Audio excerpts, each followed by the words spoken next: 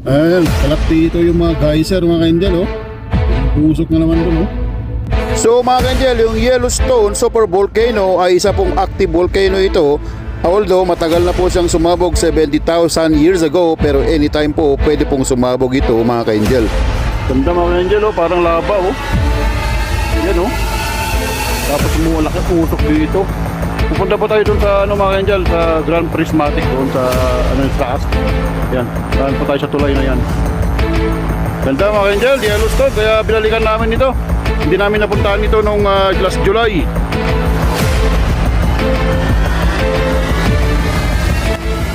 So ayan mga ka-angel, ito pong river nito ay Firehole River. Kaya tinawag po nilang Firehole mga ka-angel, kasi po yung the whole stretch po nito ay napakarami pong mga hydrothermal activity, like po yung mga geyser, mga hot spring at tulad po nito ngayon na umuusok po at parang